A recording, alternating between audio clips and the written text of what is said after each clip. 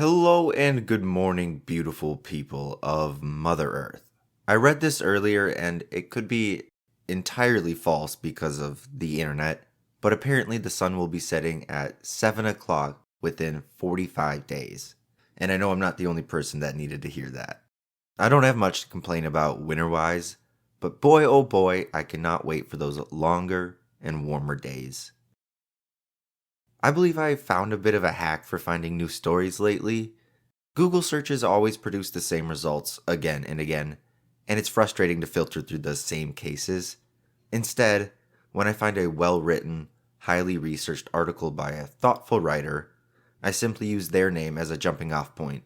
These people have been involved in journalism for years by the looks of it. Why not use their curiosity and experience rather than just mine and the internet's? This week I scrolled through the work of Smithsonian writer Karen Abbott, a contributing writer for history and the author of the books Sin in the Second City and American Rose. This woman has endless pieces to read, from the downfalls of cults to odd happenings at the Olympics. Today's piece, however, is a story about a man often referred to as the Bronx Rasputin. Today, I bring you the man who refused to die. My name is Eli, and this is Murder in the Morning.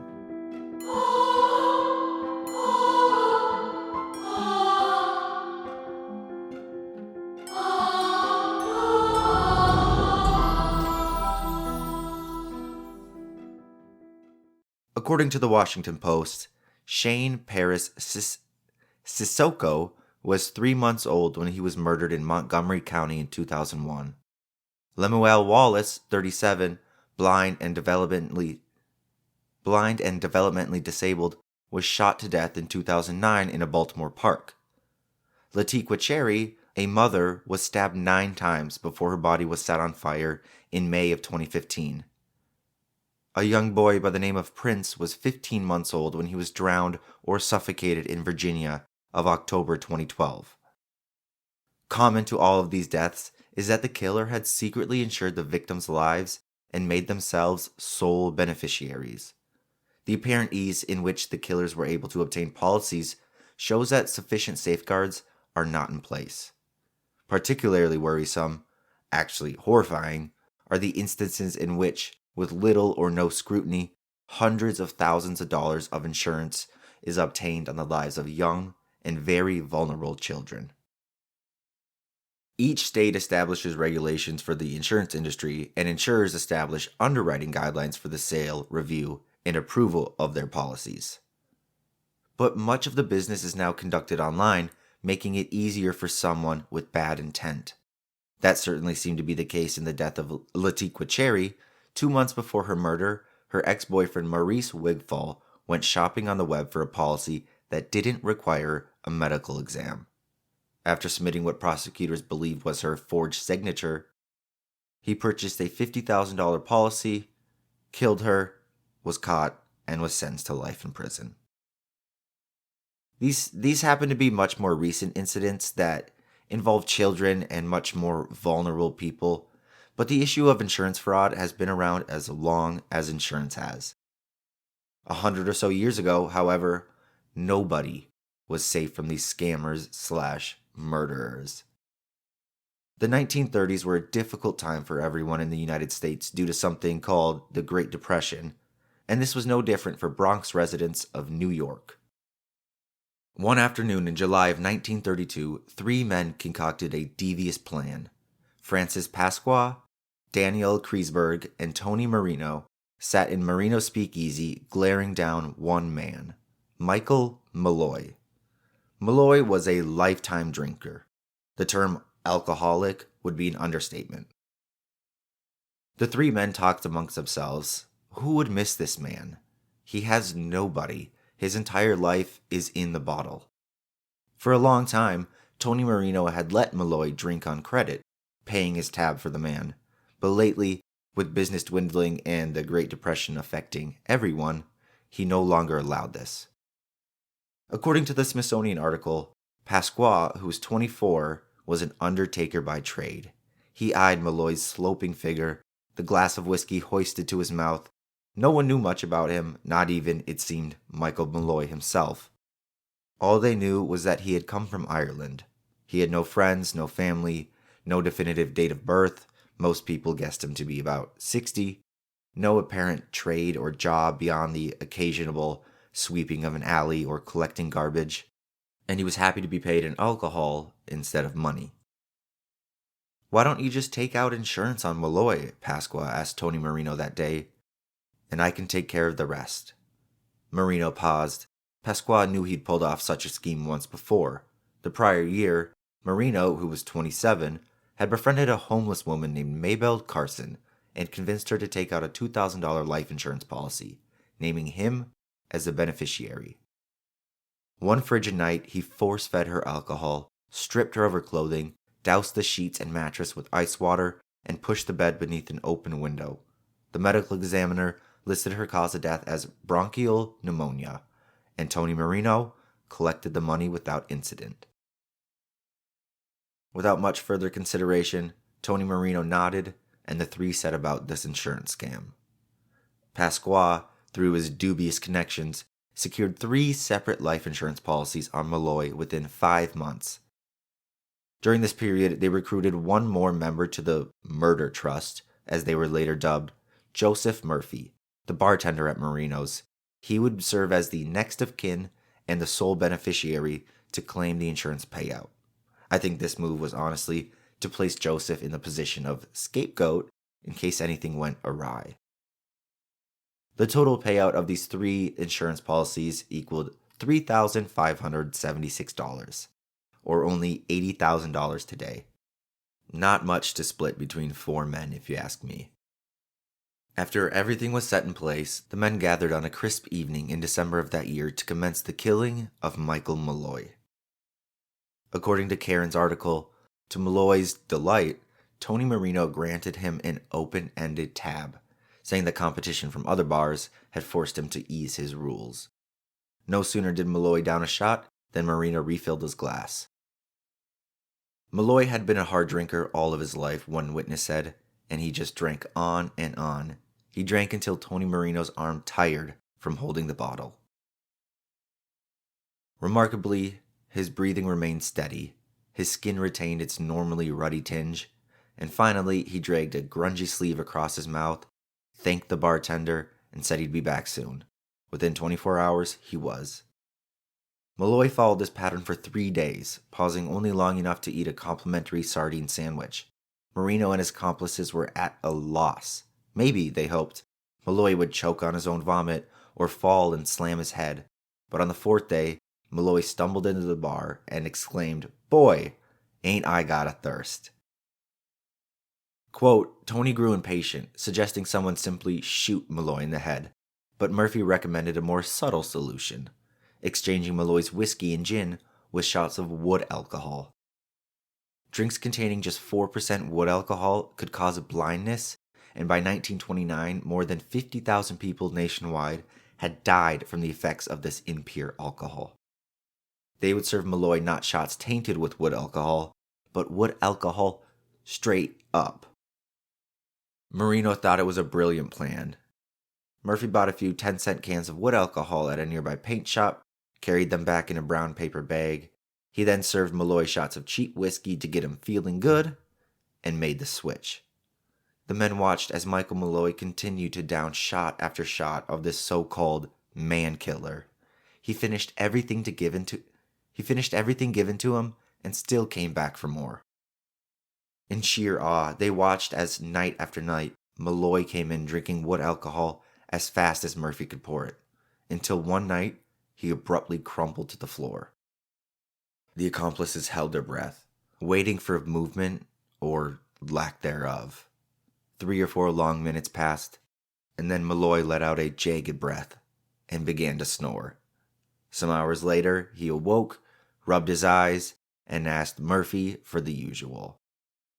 The Murder Trust called an emergency meeting, frustrated that this man seemingly couldn't drink himself to death, no matter the liquid. Plus, this plan was becoming quite expensive. The monthly insurance premiums were adding up, not to mention the open tab Malloy had been viciously abusing. Pasqua offered a solution. Michael Malloy enjoyed seafood, so why not poison his food as well? They soaked his oysters in denatured alcohol, which is poisonous to humans, before serving them to him. And on top of this, they added shrapnel and rotten fish to the mix. Malloy ate everything given to him without hesitation and proceeded to ask for more. The four conspirators stood with jaws open on their blank faces, unsure how this man was simply standing. Karen Abbott wrote, "The gang called another emergency conference. They didn't know what to make of this Rasputin of the Bronx." Rasputin, if you don't know, according to the New World Encyclopedia, was a controversial Russian mystic / spiritual leader who was very influential in the Russian government, I guess you could say. Contemporary opinion saw Rasputin variously as a holy man, a visionary, healer, and a prophet, but on the other side of the coin, as a debaucherous religious charlatan or a madman, or the, quote, mad monk, as they called him. Oh, and he survived multiple brutal assassination attempts, hence the reference to our story. Marino recalled his success with Maybelle Carlson and suggested that they ice Malloy down and leave him outside overnight. So that's what they did. That night, after Malloy passed out from drinking, they lugged the unconscious man through heaps of snow and into Crotona Park. After depositing him on a park bench, they stripped him of his shirt and dumped bottles of water on his chest and his head. Malloy never stirred. When Marino arrived at his speakeasy the following day, he found Michael Malloy's half-frozen body in the basement. Somehow, he had trekked the half-mile back, persuaded Joseph Murphy to let him back in, and when he came to, he complained of a wee chill. February neared. Another insurance payment was due. They decided to reach out for additional help, which is always a mistake.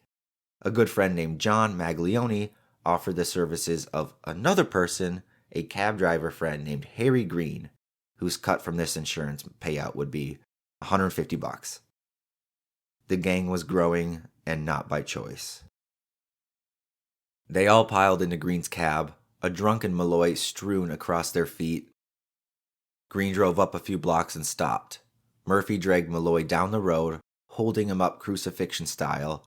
Green gunned the engine, everyone braced, and then from the corner of his eye, Maglione saw a quick flash of light. "Stop!" he yelled. The cab lurched to a halt, but Green determined that it had just been a woman turning on the light in her nearby room, and he prepared for another go. Malloy managed to leap out of the way, not once but twice, and on the third attempt, Harry Green raced towards Michael Malloy at 50 miles per hour.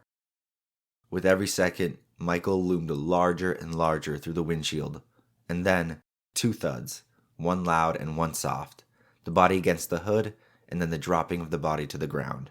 For good measure, Green backed up over him, and the gang was confident that Michael Malloy was finally dead. But before they could confirm, a passing car had scared them from the scene. I doubt any of the men got much sleep that night, but in the morning, the responsibility fell to Joseph Murphy, as he was named the beneficiary. Murphy called around to local hospitals, police stations, and morgues, searching for his fake missing brother. Nothing. No injured man, no news of a fatal crash, nada. Pissed off, quote, 5 days later, as Pasqua plotted to kill another anonymous drunk, any drunk, and pass him off as Malloy, the door to Marino's speakeasy swung open, and in limped a battered, bandaged Michael Malloy, looking only slightly worse than usual. His greeting, "I sure am dying for a drink." He told the men of a wild story through scattered memories from the days previous. He recalled the taste of whiskey, the cold slap of night air, and the glare of rushing lights. Then, blackness.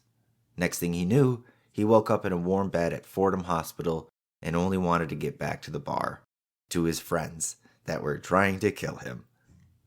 On February 21st, 1933, quote, 7 months after the murder trust first convened, Michael Malloy finally died, in his residence near 168th Street, less than a mile from Marino's speakeasy. A rubber tube ran from a gas light fixture to his mouth, and a towel was wrapped tightly around his face. Dr. Frank M., a friend of Pasqua's, filed a phony death certificate citing lobar pneumonia as the cause of death. The gang received only $800 from the Metropolitan Life Insurance Company, and Murphy and Marino each spent their share on a new suit. Pasqua arrived at the Prudential office confident he would collect the money from the other two policies, but the agent surprised him with a question. "When can I see the body?" Pasqua replied that he was already buried. He couldn't see the body. So, an investigation ensued. Everyone began talking, and eventually everyone faced charges. Frank Pasqua, Tony Marino, Daniel Kreisberg, and Joseph Murphy were tried and convicted of first-degree murder. Perhaps, one reporter mused, the grinning ghost of Mike Malloy was present in the Bronx County Courthouse. The charter members of the murder trust were sent to the electric chair, which killed them all on their very first try. End quote. How ironic. Apparently, the men decided that enough was enough and killed him any way they could by just pumping gas into his lungs. All for a couple of suits, too. Worth it? That's for you to decide. And that, my friends, is the crazy story of the man who couldn't be killed, Michael Malloy. A bit different today, in a good way, I think. I hope y'all enjoyed it, and as always, thank you for the support you continue to show. Okie dokie. Bye-bye. Love you.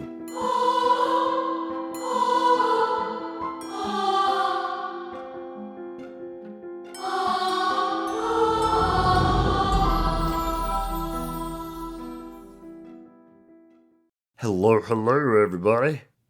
I'm a touch salty that I didn't find this before writing the main story, because holy guacamole is it crazy. Titled, "A Decades-Old Killing and Two Murder Trials Divided Juries and a Family." Written by Tim Stello of NBC News. Quote, on the night of September 21st, 2001, Sherry Malarick's home was bustling with activity. The Navy Air Traffic Controller was hosting a family sleepover with pizza, video games, and a large group of kids that included her own. Her blended family had 5, and her sisters. At one point, Malarick, 34, stepped outside, and she never returned. The next morning, her body was found inside the family's Dodge minivan in a parking lot just outside Pensacola, Florida. She had been shot twice with a .25 caliber gun. Nearly 2 decades passed before there was any arrest in her killing. In 2 first-degree murder trials that followed, prosecutors failed to convict the suspect, her husband. The first trial against Greg Malarick, now 61, ended in a hung jury, and when he stood trial again last year, he was acquitted. The proceedings exposed a lingering fracture between relatives, one that has left them divided not only over who's responsible for Sherry's killing, but over their family's shared memories. I don't even know how to describe, to be honest, the way it feels to go through all of that and then see nothing come out on the other end, other than a broken up, torn apart family, said Tara Malarick, Greg and Sherry's youngest daughter. Tara, 26, has publicly supported her father, who has always denied killing Sherry. She testified for the defense during his second trial, and after his October 13th acquittal, posted words of support on Facebook. Quote, "Thank God justice prevailed and my dad is innocent." Tara's older brother, Jacob, 33 now, testified for the prosecution in both trials and believes wholeheartedly Greg killed his mother. He told Dateline that while he and Tara are very close, their connection is broken for now. Jacob said, "I texted her on her birthday just to let her know, I'm not done with you. I haven't written you off. I'm just not ready yet." Their cousin, Lisa Leak, described the familial rift in even bleaker terms. Asked if she had anything to say of Tara, Leak said, "I have no words." Greg himself declined an interview request from Dateline. Tara said he's trying to rebuild his life after spending more than 3 years under house arrest. Jacob, Sherry's son from a previous relationship, recalled his mother as someone who loved music, dancing, and being a parent. She was also highly organized and well suited for the high-stress environment of an air traffic control tower or a house full of children. Sherry met Greg in Bermuda in the early 1990s while they were both in the Navy. Jacob's early memories of Greg are good. He recalled his mother's new partner picking him up early from daycare for fishing trips or motorcycle rides. While Sherry was in Greece for a year-long assignment, Jacob said, a Navy employee who sometimes babysat for Greg began spending more and more time at their home, even when there was no babysitting to do. Once, Jacob said, he found their father canoodling on the living room floor with this woman. 2 decades later, this affair with Jennifer Spohn became a key part of the prosecution's case against Greg. But at the time, Jacob was too scared to confront Greg, he said, nor did he tell his mother about what he had seen, a decision partly motivated by the fact that when Sherry returned, Spohn had disappeared from their home. That changed on September 21st, 2001, the last day Sherry was seen alive. She was busy managing what Jacob described as the controlled chaos of the cousins' first sleepover. At one point, one of the kids sat down to eat, and his mother stepped outside to talk to Greg, who was in the backyard working on the family's minivan. That was the last time I ever saw her, Jacob said. The sequence of events that followed also became central to the prosecution's case. At some point, Jacob told investigators, Greg returned to the back door and the children asked where their mother was. Greg told them she had gone to the store, walked to the bathroom, and then turned on the shower. Shortly after, Jacob said Spohn, the woman who Greg was having an affair with, stopped by to return a lawnmower at around roughly 9 p.m. At 8 the next morning, Sherry was found dead in the parking lot of a Winn-Dixie. After the discovery, Spohn told authorities that her visit to the family's home that night was a coincidence. She felt Greg had needed the lawnmower back. Authorities were suspicious of her account, but in subsequent interviews over nearly 2 decades, she always gave the same account and said she knew nothing about Sherry's murder. Then, on March 7, 2020, nearly 19 years after the killing, Greg was arrested. The evidence against him relied largely on the memories of the children who, in some cases, recalled the events of sleepovers to authorities.